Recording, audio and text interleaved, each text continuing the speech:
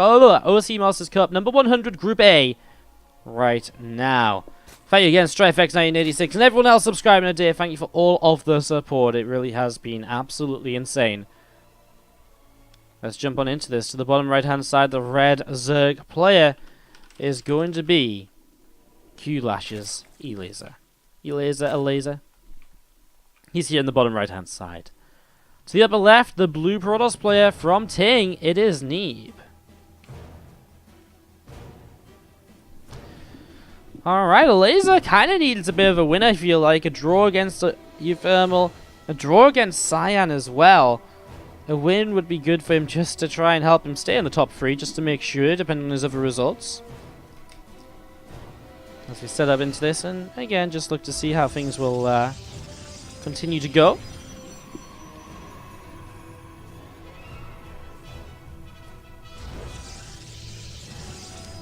When does winter play? We'll probably have some winter replays. Again, this will be our last live match of the OSC Masters Cup, but we will be doing some replays after this series. So we'll be doing more replays. Again, obviously they've been played within the last two hours. Yeah, within the last 2 hours, and there's no results known by anybody. So it really is kind of, you know, pretty much like kind of was watching it live. If I didn't tell you it was from replays, really. Obviously, just playing some of the matches at the same time as the others, just so that players don't have to commit the entirety of the day. You imagine you play 15 best of 2s or 2-game series, however we're calling it right now, back to back to back. It actually does take quite a while. I mean, 2 hours in and we've done 4. It would be pretty long, and you know, for an online event, the players don't want to commit all that time. So we just play a lot of them overlapping each other, but we'll cast a lot of them from replays to make up for it as well. You can see this probe moving in towards the upper left, and we're going to be seeing the Cybernetics core will finish up as well. Stargate on the way down at the moment here from Neeb, so he's starting to set that up and get that rolling.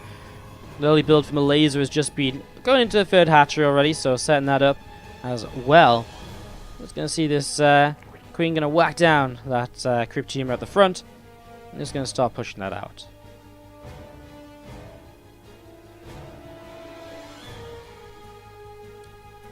How come you know all of the players from Group A and didn't even recognize one player from Group B? It's just sort of random / depends on the kind of days players could play on as well. But I mean, Group B is pretty stacked. Bly is obviously pretty well known. Semper should be pretty well known. Penguin, fairly well known as well. A very strong Korean player who plays a lot online and went to actually qualified for IEM Shanghai. Goblin, a big up and comer in the EU scene at the moment actually.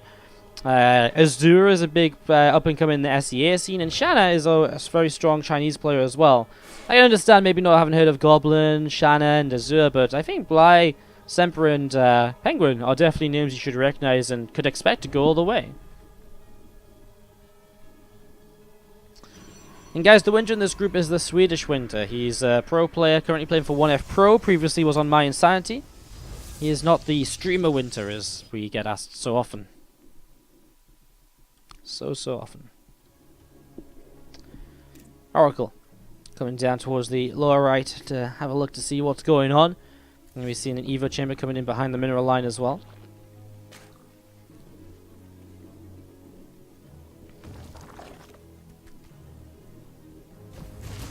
I'm just going to see the Spore Crawler taking a little bit of damage. Going to get picked away at, and Neeb now going to have to fly up the right-hand side. So Neeb flying away here up the right-hand side. Second Oracle of Neeb coming across as well. Will be joined up in just a few moments. And we're going to be seeing this Void Ray on the way out of the Stargate. So first Stargate is up, and now the second one building. Neeb is going into this kind of multi-Stargate Skytoss play. Elazer has seen the second Stargate too. Whether he completely noticed it, well, that's a question which will be answered shortly. Single Void Ray, triple Stargate, I imagine back into Oracle production after this, as we see the lair on the way up over in the main base. A bit of an adept push as well from Neeb right now with these first couple of Oracles. Let's see what he can get done with this Queen. A little bit out of position. It feels as though he maybe could have got that. I guess other Queens coming in, and Neeb was kind of very aware of that, and so hence he didn't commit. You can see the Adepts do just shade away. And Void Ray now pushing around, just looking for any Overlord kills he might be able to find. Oracle's going to keep track of the Zerglings, has already revelated them, which is great information, of course. Just going to see that lair on the way from Elazer, and also the Hydralisk Den just finishing up too. So considering to continue to set up in towards this now, is going to be seeing the probe going to move down to the third base. Going to be seeing the Zerglings are moving around too, just looking for opportunities, but obviously for revelation on them, very hard for them to find openings. Neeb will continue to build up this Oracle count as he will go into a Fortunate Twilight behind this. We'll just look to transition into most likely Charge and a +1 upgrade. As Oracle's still moving on out and on the way, as we're going to see a lot of Zerglings will head up towards the natural expansion. Queen's here right away, going to push back a couple of these Oracles. And actually with triple Oracle targeting down the high energy Queen, or Quad Oracle, and the Void Ray. These Queens are going to lose out on this fight. And now the Void Ray will start to get rid of this hatchery. Elazer starting to fall apart a little bit. He loses another Queen over here. And now he's going to go and straight in dive for drones. Doesn't have that much energy left over. 6 workers killed. He'll back away now. And that will be that for now. Void Ray continues to work its way through the hatchery on the 4th base. Meanwhile, some Lings are going to start dropping in towards the main. So a bit of a counter from Elazer trying to make up for damage already taken. He's going to get rid of one pylon here already. There's another one he can get rid of. Neeb will hit a supply block because of these losses so far. But already Adepts warped in, so the Lings can't do too much else. The loss of the 4th base is obviously quite a substantial one, and kind of difficult to move back towards that position until Hydras are up here, because without the Queens, having lost a few of those already, is going to be difficult.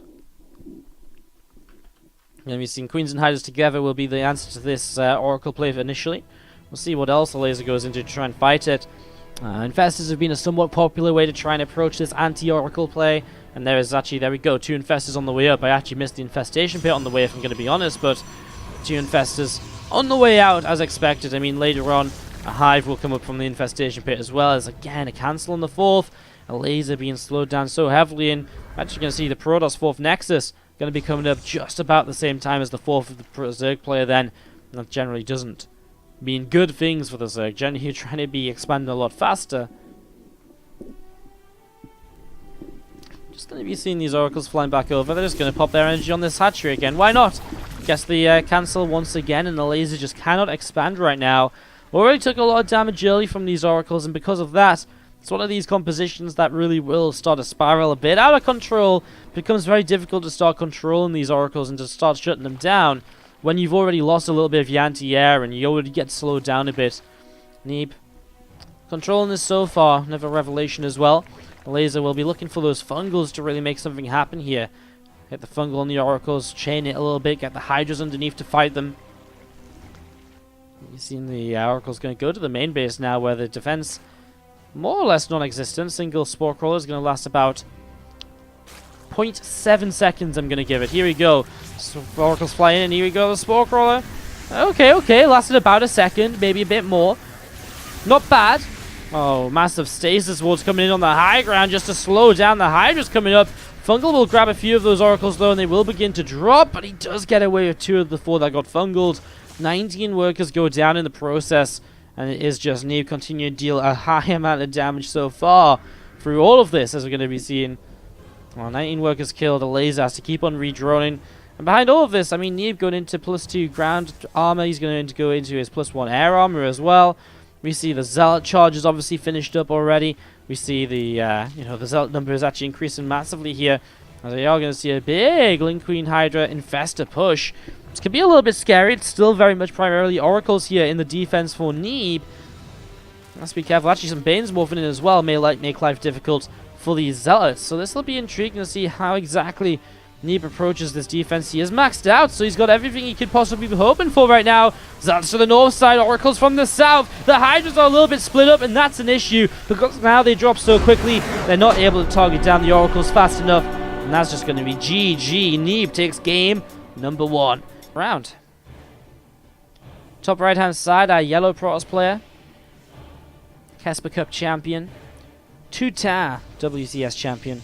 Our yellow Protoss player is Neeb. Wonder if he's going to play a Sky Toss again in some way, because this is the sort of map where Sky Toss is very powerful. You know, it's Acolyte. You get the 3 bases in base. Then a 4th is not very difficult to push towards. You can just go straight into... You probably don't even need to go oracles necessarily. You could just go straight into... you could just go straight into... straight into like carriers or something. It's definitely a possibility. Bottom left hand side from Kulash, it's Elazer. We are live right now. Asking someone in the chat if it's a replay. We are live. This is our last live match of the day. After this game, we'll be casting the rest of the group from replays. But this match right now is live. And the replays are only going to be at most 2 to 3 hours old. So it'll be almost like watching it live. You're not going to be watching old games. It's just been a matter of efficiency in terms of getting the players through the group and getting their, getting their days wrapped up a little bit more quickly, a little bit more easily, and so on and so on. Yes, by the end of this game, all the games will have been played, Holden. So all the games will have been played by the end of this game, and then we'll kind of release the results as we go through and we figure out which ones we're going to cast and which ones we're not. We'll release the results and kind of, obviously, not release the results if we're going to cast them, because then we'll cast them and you guys will find out the results, right? So that's how it's going to go. I figure this is a good way to do it. Early on here, just going to be seeing the initial couple of queens on the way out. Again, Acolyte, we expect it to be fairly passive in PvZ for the first 3 to 5 minutes. Even drop play from the Zerg player isn't super great on this map. There's one drop location here, one there, but they're pretty close to the front and pylons, etc. And there's also this chance kind of over here. I mean, you can guess you can drop an elevator over, but consistent kind of flood-based kind of play is not going to work super well, so... Definitely the sort of map which we might see late game on. It's the first time we've seen Acolyte today, I believe.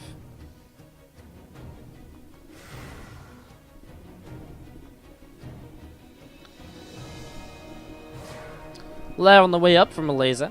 Straight into that. And a Roach Roaring too. It's a very fast Lair. Pre-3 minutes. Bypasses Zerglin's speed. Straight to Lair with the Roach Roaring 2. Is it just going to be some sort of Nidus all in? Elazer, someone who has very often recently, I feel, gone for Nidus ability. Nidus Showtime, for example, in the Home Story Cup round of 8. It's definitely a possibility for him. He'd love to deny this. A Depth Scout, though.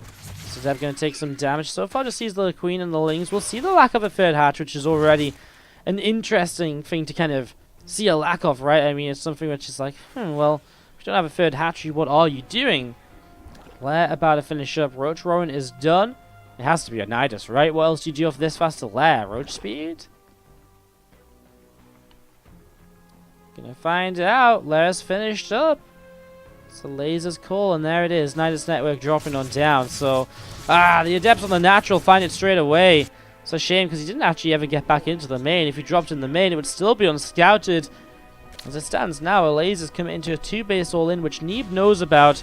He's got a Phoenix pushing away Overlords. He has got this one up in the natural, and that might just be the one location he's able to get Nidus up in. In fact, I think it's going to happen, although this Phoenix is on the way over. Nidus is just a few seconds away. The Phoenix will start a fight. Okay, the Nidus will come down over here, but he's only going to have the chance to Nidus one time. He's going to have one Nidus, and that will be pretty much it, as we're going to see it coming in right next to the Nexus. Oracle already sat overhead, 2 pylons nearby. Probes will pull around this, get ready for the surround. Overlord going to go down. The preemptive overcharge, does that reach the Nidus? It does not, but it does reach the Queens that are popping out. That's a pretty huge deal as well. These roaches coming out too. Probes are pulled to help fight against this. That was the only overcharge of this mothership core. 8 workers killed off so far. Phoenix comes in to lift something. Queen fighting against the MSC as well, but it goes down now. Oracle is a big issue as well. Queen jumps back into the Nidus. 13 workers killed. Queen's back out the Nidus, but it doesn't get the mothership core kill. Only 13 workers is not enough here. A Roche cannot go up to the high ground just yet either to do much more, and there is the Void Ray. Neeb is going to take this. Elazer types out, and that is a 2-0 Neeb. Very, very convincing here. GG's 2-0 for Neeb in this matchup.